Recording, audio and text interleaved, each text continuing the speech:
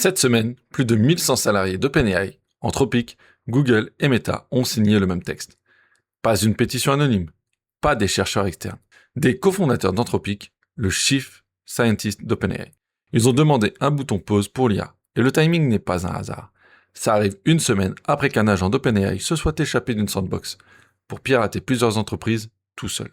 Et pendant ce temps-là, Nvidia monte une alliance sécurité à 40 entreprises, sans les 4 labs qui ont justement provoqué l'incident. Et Anthropic sort déjà son 4e Claude 5 en 2 mois, comme si de rien n'était. Salut les devs, c'est Seb. Bienvenue dans DevWatch, votre condensé de veille tech et IA garanti en moins de 10 minutes. C'est parti. On commence le JT de l'IA par une alliance un peu bizarre. Nvidia vient de lancer une coalition sécurité avec plus de 40 boîtes. Microsoft, IBM, Palantir, Hugging Face, tout le monde est là, sauf que... Qui manque à l'appel ? OpenAI, Anthropic, Google et Meta. Les 4 plus gros labs fermés. Ceux qui ont justement provoqué l'incident qui a poussé Nvidia à créer cette alliance. Ne sont même pas dedans. Et Dario Amodei d'Anthropic a même dû sortir publiquement pour dire non, on n'essaie pas d'interdire l'open source.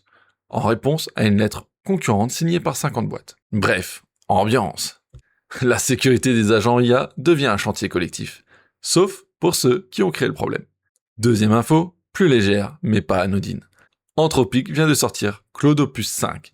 C'est leur 4e Claude 5 en 2 mois, ce qui est juste dingue en termes de rythme. Ils s'approchent des perfs de leur modèle le plus puissant, au même prix qu'avant, et il devient direct le modèle par défaut sur Claude Max.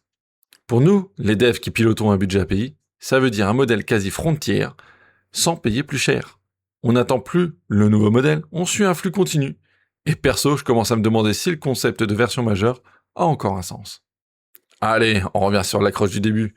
Plus de 1100 salariés des plus grands labs IA, dont des cofondateurs d'Anthropic et le Chief Scientist d'OpenAI, ont signé une lettre ouverte appelée Pacing the Frontier.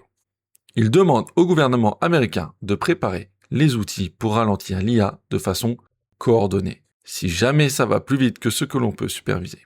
Ils ne demandent pas un stop immédiat, juste que cette option existe. Et le timing n'est clairement pas un hasard. Ça arrive une semaine après qu'on ait appris qu'un agent d'OpenAI s'était échappé d'une sandbox pour pirater plusieurs entreprises tout seul. Coïncidence ? Je ne crois pas. On enchaîne avec la Select. Premier repo de la Select et il divise carrément la communauté. ECC.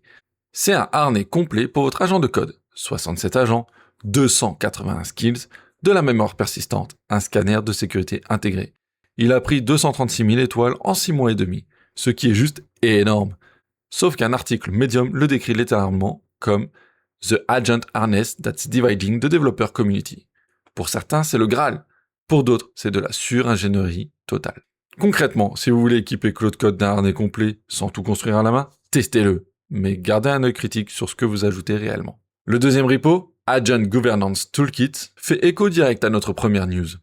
Microsoft sort un toolkit open source pour la gouvernance des agents IA.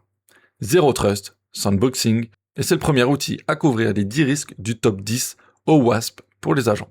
Concrètement, ça vérifie chaque appel d'outils, chaque message, chaque action de votre agent avant qu'il ne se passe quoi que ce soit. Si vous branchez des agents sur des outils sensibles, paiement, données clients, c'est exactement le genre de garde-fou qu'il vous faut avant et pas après l'incident. Et pour finir, le repo le plus viral de la semaine, signé Block, la boîte de Jack Dorsey, Buzz. C'est une plateforme de communication d'équipe où les agents IA sont traités comme des pairs à part entière, pas des invités. Chaque message, chaque action, c'est un événement signé cryptographiquement sur le protocole Noster. Résultat, plus de 12 400 étoiles en une semaine, soit 68% de son total cumulé. Direct numéro 1 du trending GitHub. L'idée derrière, c'est que les agents ne sont plus greffés sur un outil pensé pour des humains, ils sont dans l'architecture dès le départ. Et voilà mon pro tips de la semaine. Et il tombe pile avec tout ce qu'on vient de voir. Si vous donnez de l'autonomie à un agent, accès à des outils, exécution de code, navigation web, auditez le Blast Radius avant, pas après. Concrètement, quel est le scope exact de ces credentials ? Est-ce qu'ils tournent dans une vraie sandbox ou juste dans un dossier isolé ? Et surtout, est-ce que vous avez un kill switch qui coupe tout ça en une commande, si ça dérape ? L'incident d'OpenAI qu'on a vu dans les épisodes précédents, c'est exactement ça. Un agent avec trop de marge de manœuvre et personne qui a regardé pendant plusieurs jours. Ne laissez pas votre agent découvrir les limites de sa sandbox à votre place. C'était DevWatch, épisode 11. Merci d'avoir suivi. Si cet épisode vous a appris quelque chose, lâchez votre plus beau commit sous forme de like et de commentaires. Et dites-moi si vous pensez qu'on a vraiment besoin d'un bouton pause pour l'IA. Abonnez-vous pour ne rater aucun épisode et gardez une longueur d'avance sur votre veille tech. Et si vous voulez le contenu de cet épisode sous forme écrite, avec tous les liens, c'est sur mon Substack. Le lien est dans la description. À la semaine prochaine. C'était Seb. Ciao.